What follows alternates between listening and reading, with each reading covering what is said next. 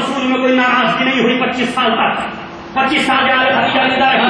علی اور فاطمہ میں کوئی ناراضگی نہیں ہوئی.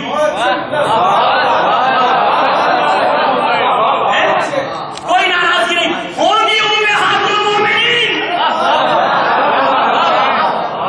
ہوگی. امہات المومنین مجھے نہیں معلوم، لیکن مجھے امہات المومنین کا کردار قرآن میں یہ ملتا تظاہرہما.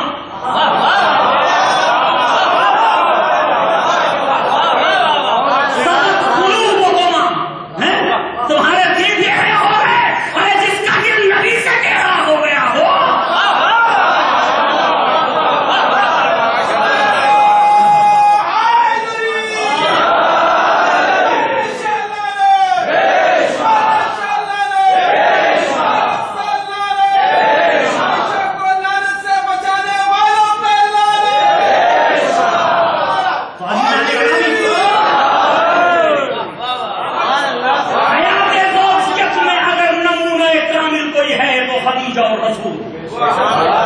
حیات زوجیت میں اگر کوئی اکمل نمونہ ہے انسانیت کے سامنے تو علی و فاطمہ، اور اگر پھر اس کے بعد غیر معصوموں میں کوئی نبی نمونہ کامل ہے تو زینب و عبداللہ. تو پھر زینب و عبداللہ ہے کہ اگر یہ لگنے لگے وہ تو معصوم تھے ان کے جیسا کیسے ہو جاؤں، تو یہاں غیر معصوم بھی موجود ہے ان کے جیسے ہو جاؤں. بس عزیزان گرامی، جناب زینب آ گئی کربلا کے میدان میں. اب جب کربلا کے میدان میں آ گئی تو ہونا کیا چاہیے تھا؟ دامن وقت میں گنجائش نہیں رہی، پڑھنا بہت کچھ تھا رہ گیا، لہذا بہت ہی تیزی کے ساتھ اپنے بیان کو آگے بڑھانا ہو گیا. اب سنیے کہ ہونا کیا چاہیے تھا. فرزند رسول جنگ کرنے جا رہے ہو، لشکر جمع کرو، فوج اکٹھی کرو، چاہو حشم کے ساتھ نکلو. دشمن کو ڈرانا ہے، دشمن کو دھمکانا ہے، دشمن کو یہ خوف اور یہ روک ڈالنا ہے کہ ہم فوج میں جانا ہے، تبھی تو جنگ ہوگی. لیکن امام حسین علیہ السلام جوانوں کو اکٹھا نہیں کرتے. مکے میں 4 مہینے رہے، کسی کو نہیں بلایا میرے ساتھ چلو، نہیں بلایا. 4 مہینے تک کسی کو طلب نہیں کیا تم میرے ساتھ چلو. کسی جوان کو نہیں کہا کہ تم میرے ساتھ چلو تو ہماری جنگ کی ضرورت ہے. کس کو لیا ساتھ میں؟ چھوٹے بچوں کو لیا ساتھ میں، زینب کبریٰ کو لیا ساتھ میں، خواتین کو لیا ساتھ میں. اور یہ خواتین وہ تھیں، یہ مخدرات عصمت وہ تھیں کہ جن کو کبھی کسی نے جن کے سائے کو بھی نہیں دیکھا تھا. مولا کیا ان کے ذریعے جنگ کیجیے گا؟ نادان اگر مادی جنگ لڑنے کے لیے جا رہا ہوتا، اگر مادی جنگ لڑنے کے لیے جا رہا ہوتا تو صفین میں اپنے بابا کی طرح جو ہے لشکر جمع کرتا، جنگ جمل اور جنگ نہروان کی طرح اپنے بابا کی سیرت پہ عمل کرتے ہوئے لشکر جمع کرتا. لیکن مجھے دنیا کو ایک اور جنگ کا نمونہ دکھانا ہے. دنیا کی طاقت اور طاقت سے لڑتی ہے، میں طاقت کی جنگ کردار سے دکھانا چاہتا ہوں. میں کربلا میں ایک نیا نمونہ پیش کروں گا، طاقت کی جنگ کو کردار سے دکھاؤں گا. اب جو ہے امام حسین کردار والوں کو لے کر کے آ رہے ہیں. بہنوں کو ساتھ لے لیا، بیٹیوں کو ساتھ لے لیا، بیویوں کو ساتھ لے لیا، اپنی بچیوں کو ساتھ لے لیا. مولا یہ کیا کریں گے؟ کہ نادان تو نہیں جانتا، بہت جلدی میں عرض کر رہا ہوں، میں اس کو پھیلا کے اور کرتا تو گھنٹوں لگ جاتے.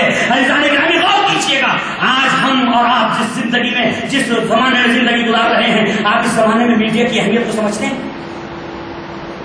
میڈیا کی اہمیت کو سمجھتے ہیں؟ یعنی میڈیا میں طاقت ہے کہ وہ چاہے تو جھوٹ کو سچ اور سچ کو جھوٹ بنا دے. میڈیا میں طاقت ہے کہ جو واقعہ نہ ہوا ہو اسے واقعے کو ہوا اور دکھا دے، اور جو ہو گیا ہو اسے دکھا دے کہ نہیں ہوا. میڈیا میں طاقت ہے کہ وہ دنیا کے اس کونے سے اس کونے تک لوگوں کو قانع کر سکے. ہے طاقت یا نہیں؟ عبداللہ ابن عباس مکے میں کہہ رہے ہیں، فرزند رسول آپ جا رہے ہیں، جائیے یہ بیویوں کو لے جا رہے ہیں. عبداللہ ابن عمر امام کو مشورہ دے رہے ہیں، آپ جائیے ان بیویوں کو لے جا رہے ہیں. امام نے کسی سے کہا ان اللہ یشاء ان یرانی قتیلا، خدا چاہتا مجھے قتیل دیکھے. وَإِنَّ اللَّهَ يَشَاءُ أَن يَرَاهُنَّ سَبَايَا، ان کو جو ہے وہ قید میں دیکھے. جس کی جتنی عقل ہوتی ہے، روایت موجود ہے کلم الناس علی قدر عقولہم، کہ معصوم لوگوں سے ان کی قدر ان کی عقلوں کے مطابق کلام کرتا ہے. جو فرمایا جس کی جتنی عقل کی ایسا جواب دے دیا امام نے. لیکن سوال یہ کہ حقیقت یہی ہے؟ نہیں، حقیقت یہ امام جانتے ہیں کہ دنیا کا کوئی واقعہ ایسا نہیں جس میں تحریف نہ کی گئی، جس میں تبدل و تغیرات نہ کیے گئے، جس میں تبدیلی نہ کی گئی ہو. میں بھی ایک عظیم واقعے کے لیے نکلا ہوں. ایسا نہ ہو کہ حکومت وقت میری شہادت پہ پردے ڈال دے، میرے مرتبہ شہادت کو بدل دے، میرے مقصد کی تفسیر اپنی طرف سے کرنے لگے. لہذا امام نے کہا کہ یہ خبر شہادت کوفے میں بعد میں جائے گی، زینب کی زبان سے لوگ پہلے سن لیں گے، زینب کی زبان سے پہلے سن لیں گے. یہ شام میں بعد میں جائے گی، زینب کی زبان پہ خود پہ پہلے آ جائیں گے کہ میرے بھائی نے کیوں قربانی پیش کی ہے. لہذا ایک میڈیا کی شکل میں حسین نے اپنی شہادت کے بعد زینب کو ساتھ میں رکھا. شہادت میں دوں گا، اس کی بقا کی ضامن تم بنو گی، اس کی بقا کی ضامن تم بنو گی. ابھی تو یزید تک خط پہنچا بھی نہیں کہ کوفے میں زینب نے خطبے دے دیے. ابھی تو ابن زیاد کے دربار میں قافلہ پہنچا بھی نہیں کہ زینب نے کوفے کے بازار میں خطبے دے دیے. کیوں؟ کہ باپ دربار کی پیغام بعد میں نکلے گا، میرا پیغام پہلے سن لو. دربار سے جو پیغام آئے گا کہ حسین کو ہم نے کیوں قتل کر دیا، وہ بعد میں سنو گے. پہلے میری زبانی سنو، حسین کیوں قتل کیے گئے. فرمایا تو جناب زینب سلام اللہ علیہ نے وہ کارنامہ انجام دیا کہ اگر زینب نہ ہوتی تو تاریخ کے ہزاروں واقعات کی طرح کربلا کا واقعہ بھی کہیں گمراہیوں کی باتوں میں پڑا ہوا نظر آتا، کہیں جو ہے وہ افتراءات اور جھوٹوں کے بلندوں کے نیچے دبا ہوا نظر آتا. لیکن جناب زینب نے وہ آنے نہیں دیے، وہ جھوٹ کے پردے پڑھنے نہیں دیے، پڑھنے نہیں دیے. بس ابھی تو دو خطبے ہیں جناب زینب کے، ایک ہے کوفے کے بازار میں، ایک ہے دربار شام میں، اور ایک خطبہ جو کہیں کہیں نقل ہوا، جیسے وہ خطبہ نہیں کہا گیا اسے کہا گیا کہ ابن زیاد سے گفتگو، ابن زیاد سے گفتگو، کیونکہ اس میں مکالمہ ہے. لہذا یہ تین خطبے مانی گے جناب زینب کے. ایک خطبہ کوفے کے بازار میں دیا، دوسرا خطبہ کوفے کے بازار میں کوفے کے دربار میں دیا، تیسرا خطبہ یزید کے دربار میں دیا. خدا کی قسم آج کی تاریخ ہے، جاؤ جناب زینب سلام اللہ علیہ کے تینوں خطبوں کو پڑھو، لفظ لفظ کو غور سے دیکھو، غور سے دیکھنے کے بعد ادبی میزان پہ تولو، اور تولنے کے بعد اس پہ کوئی فیصلہ کرو. جو خطبہ کوفے کے بازار میں دیا اس میں حکومت کو کچھ نہیں کہا،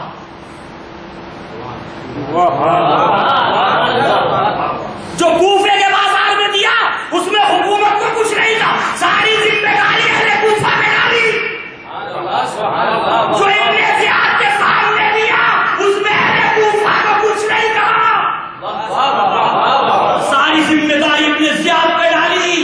زینب نے بتایا اگر تم نبی کے حجاب میں الزام لگاتے ہو تو اس کی نوازی کو دیکھو کہ چاروں طرف مصیبتیں ہیں، زینب کا زہر اپنی جگہ پہ مکمل طریقے سے کام کر رہا ہے.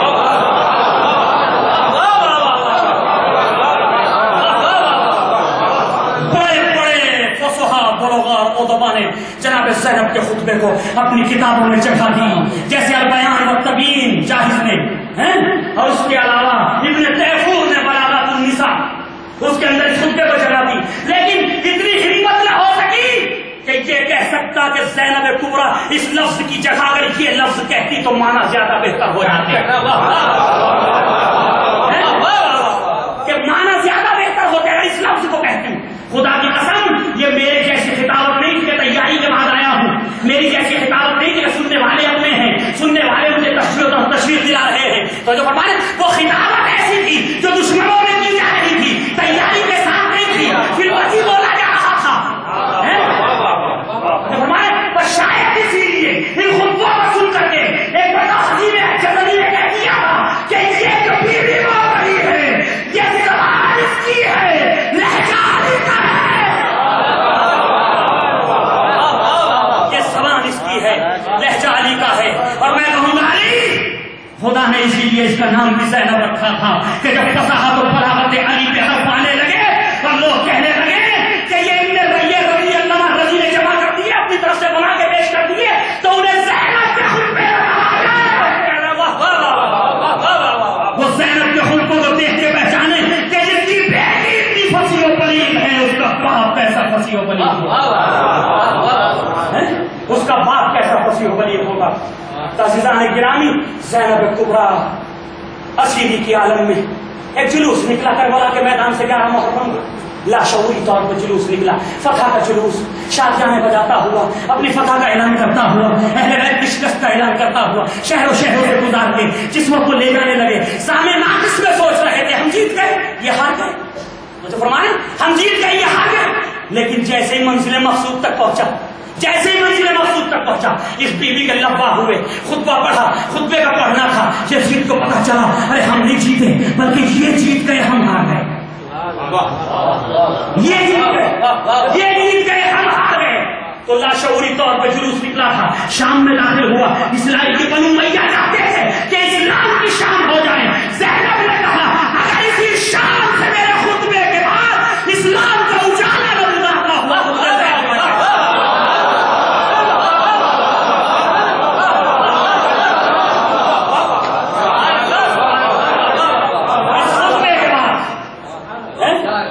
اگر یزید تیری حکومت کو نہ بٹا دیا تو مجھے علی کی بیٹی نہ کہنا۔ میں نے کہا تھا یہ جملے، اب سنیے کس نے کہا۔ بدلت کربلا میں دکتورہ عائشہ بنت شاطی نے لکھا کہ زینب اس وقت تک محل یزید، قصر یزید سے نہیں نکلی جب تک بنو امیہ یزید پر اتنے زیادہ تھے۔ وہ لذت جو نصرت کی ایک لذت تھی، جو مزہ تھا جیت کا، اس کے اندر زہر نہ کھو۔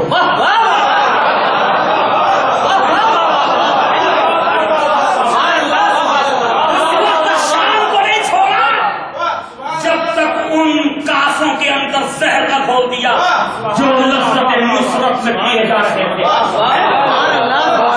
زینب نے نہیں چھوڑا، شام نہیں چھوڑا، اور جب چھوڑا تو کیسے عالم نے چھوڑا، ایک جملہ خطبے میں کہہ دیا، دوسرے اور اس کی عملی تفسیر بھی کر کے بتا دی۔ جملہ کہا یزید سے فقیر کہہ رہا ہے وساسایت وناسب جہدک واللہ لا تنہو ذکرنا ولا تبیتو وحیانا۔ یعنی جتنی کوشش کرنا کر لے، چاہو لشکروں کو اکٹھا کر، لشکروں کو لے کے آ، مددگاروں کو بلا اور آ کر کے دیکھ تو ہمارے اوپر جو وحی نازل ہوئی ابو کہنا یہ کھیل تو یاد رکھ، نہ تو اس وحی کو مٹا سکتا ہے اور نہ تو ہمارے ذکر کو مٹا سکتا ہے۔ یہ قرآن بھی باقی رہے گا، یہ ذکر بھی باقی رہے گا۔ میرے دوستوں، ماتم کرتے ہوئے کبھی ذہن میں یہ خیال نہ آ جائے کہ ہم دلیل دے رہے ہیں جو زینب نے کہا تھا۔ زینب کے دعوے کی ہم دلیل دے رہے ہیں۔ ہم کون ہیں جو زینب کے دعوے کی دلیل دیں گے؟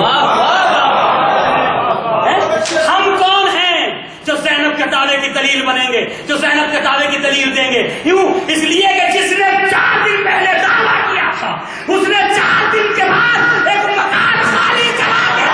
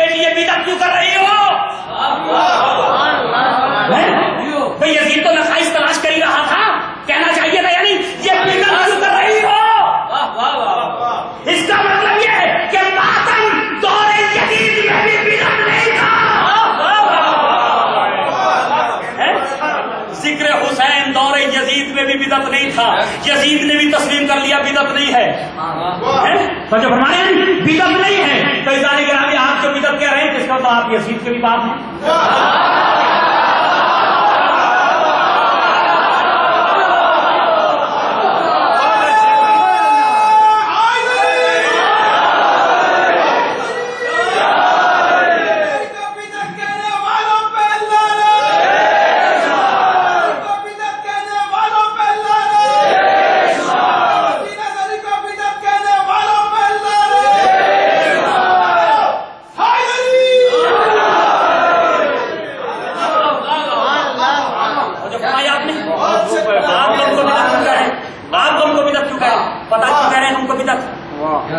10 منٹ دے دیں گے مجھے اگر دے تو پڑھ لوں. وہ بیچارے بہت دیر سے اشارہ کر رہے ہیں پڑھاؤ.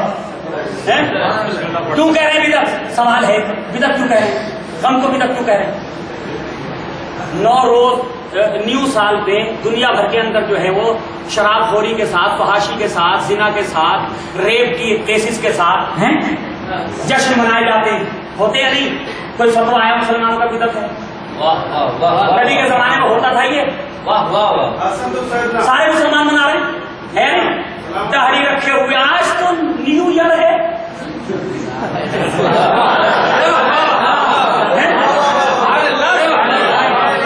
اسلام میں نیو ایئر تھا نبی کے زمانے میں؟ نہیں تھا. تو آپ کہتے ہیں کہ نیو ایئر ہے کوئی بات تھوڑی سی پی لو.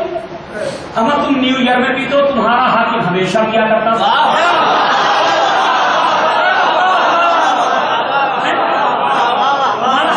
کیا کرتا تھا.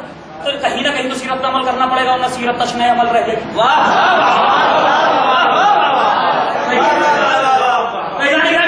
نہیں بتایا سیلیبریٹ ہو رہے ہیں برتھ ڈے نبی نے کیا تھا.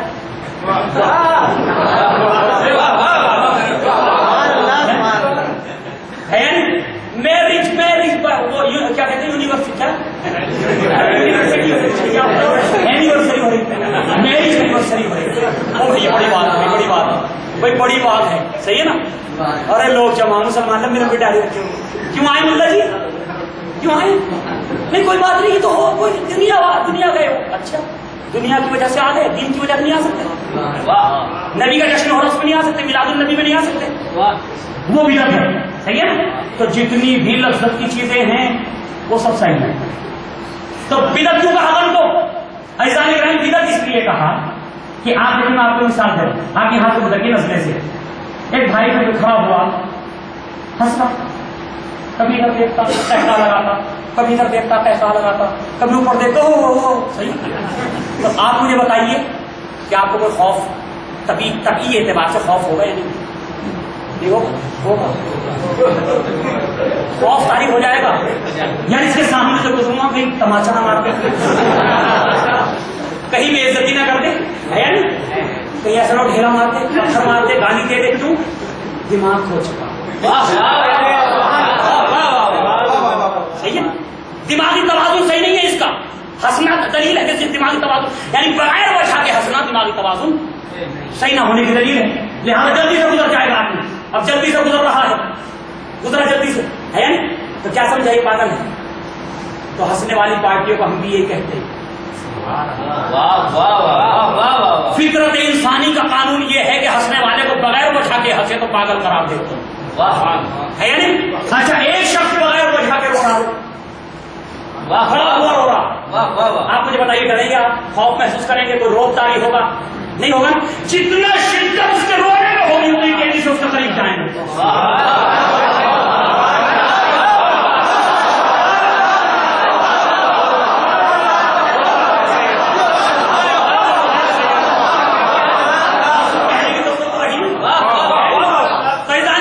جتنی شدت گریا میں ہوگی اتنے ہی تیز آپ کے قدم اس کی طرف پڑیں گے. پوچھوں تو صحیح کیا ہو گیا؟ پوچھو تو صحیح کیا ہو گیا بھائی؟ آپ تو کیا ہو گئے؟ کس نے ظلم کر دیا؟ تو اب جب وہ جو رو رہا ہے جو مظلوم ہے اس کا سوال کا جواب آگے بڑھے گا, فلاں نے ظلم کر دیا. یہ فلاں کون تھا؟ فلاں کا بیٹا تھا. یہ فلاں کون تھا؟ یہ فلاں کا بیٹا تھا. اگر حاکم وقت ہوگا تو سوال ہوگا یہ حکومت تک اسے لایا کون؟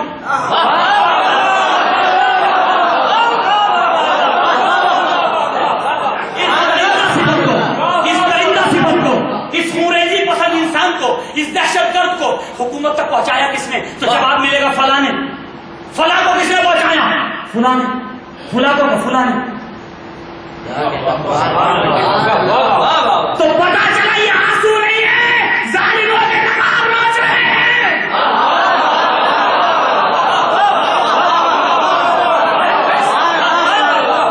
یہ ظالموں کی نقابیں اتار رہے ہیں, اس لیے حکم آیا رونے کا بیدت کر دو.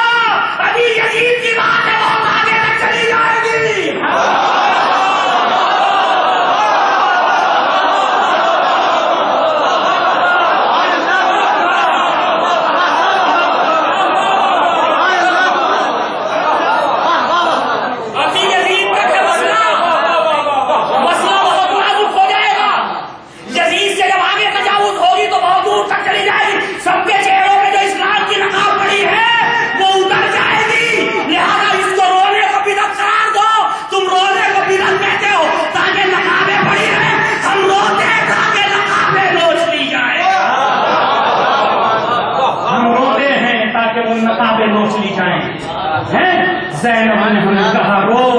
گریا کرو, ہماری شہزادی نے کہا گریا کرو تاکہ وہ نقاب ظلم کے چہرے پہ اتر جائے, ظالم پہچانا جائے, دنیا کو پتا چلے مظلوم کون ہے, ظالم کون ہے, حق پر کون ہے, باطل پر کون ہے, کس کو قتل کیا گیا, کس نے کیا, کس لیے ہوا. بس عزیزو, جناب زینب کبریٰ سلام اللہ علیہا تاریخ تو مراحل سے گزر رہی کہ انسانیت لرز جاتی ہے, انسانیت لرز جاتی سوچ کر کے, تصور بھی انسان نہیں کر سکتا ہے.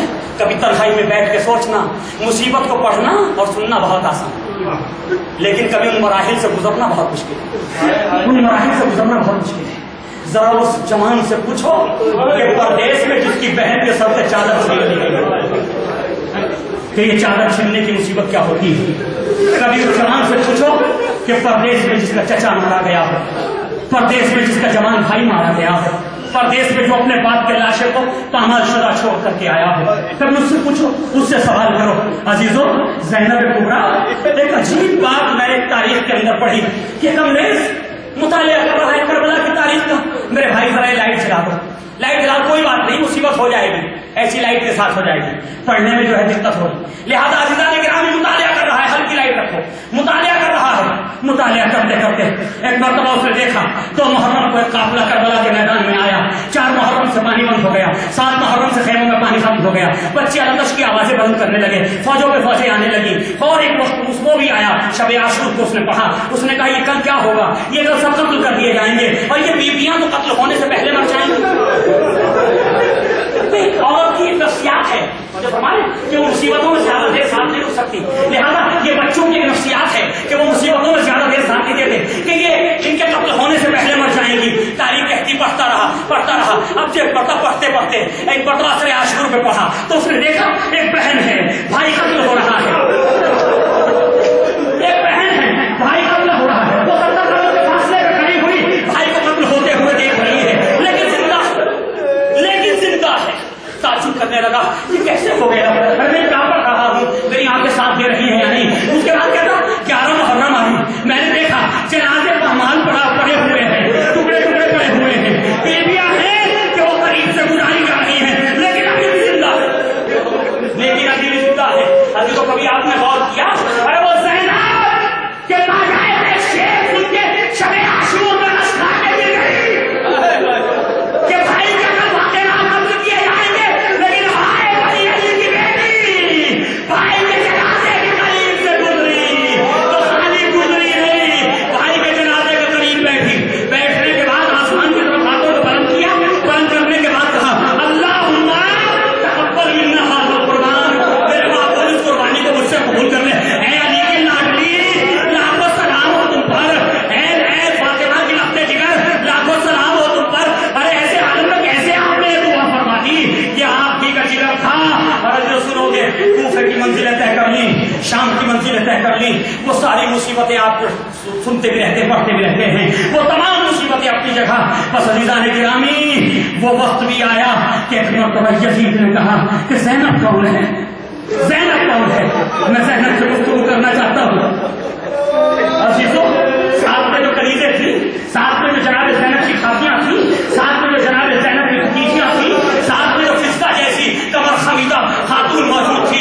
تاریخ کہتی ہے ایک مرتبہ شمر اور جناب زینب کے بیچ میں آ گئی. تمام بیویوں کو کوڑوں سے ہٹا دیا گیا, تازیانوں سے ہٹا دیا گیا. ارے یہ بیویاں کہاں تک تازیانے کھاتی, کربلا سے کوفہ سے شام, تازیانے کرتے رہے, بیویاں سامنے سے ہٹتی رہی. ایک کمر خمیدہ بیوی جناب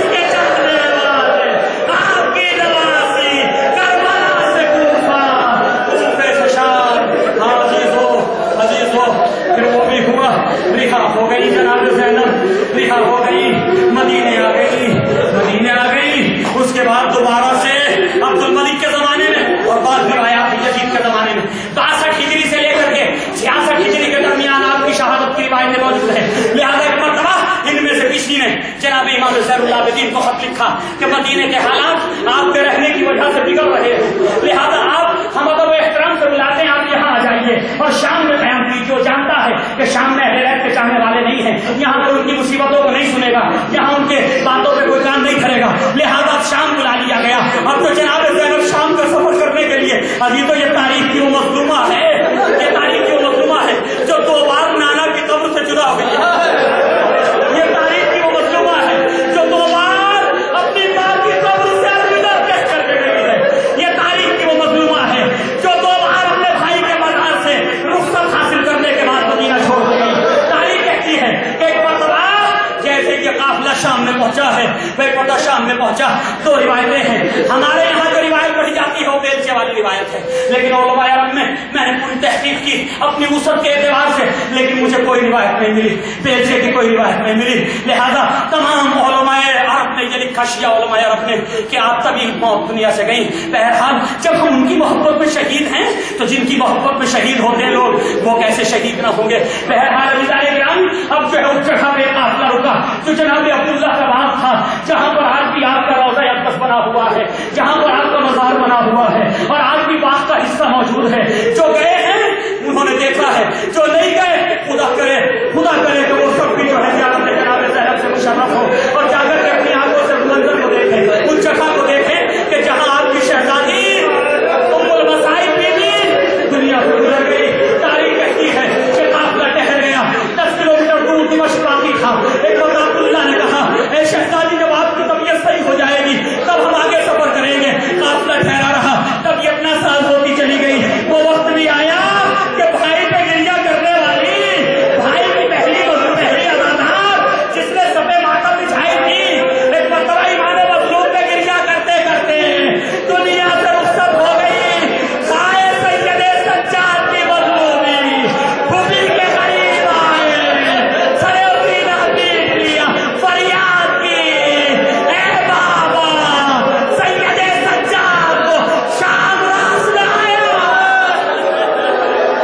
बाबा सैयदे सज्जाद को शाम रास लाया। बाबा जब पहली मरतबा आया था बहन से किया, अब जो दोबारा आया, अरे मुझे तसल्ली देने वाली फूफी, मुझे दिलासा दे, ए फूफी अम्मा।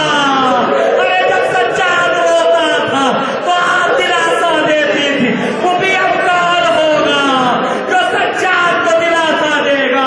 अभी वो सैयदे सज्जाद ने जनाब अब्दुल्ला के साथ मिलकर के जनाजे को तैयार किया, जनाजा लेकर के आगे बढ़े, कब्र के करीब आए। अभी तो मुझे नहीं पता सैयदे सज्जाद के दिल में क्या गुजर गई होगी और खुद जनाब ज़ैनब की रूह पे क्या गुजर रही होगी। हाय मेरे लाल सज्जाद, आज तेरे हाथ में मेरा जनाजा है, मेरे लाल, अरे मेरी रूह मेरे भाई से शर्मिंदा है कि जिस वक्त हम करबला से गुजारे गए तो इतने मजबूर, हाथों में हथकड़ियां, पैरों में बेड़ियां, गले में तोहफे खारदार, ज़ैनब चली गई। वाह मुसीबता, वाह ज़ैनबा, इन्ना लिल्लाहि व इन्ना इलैहि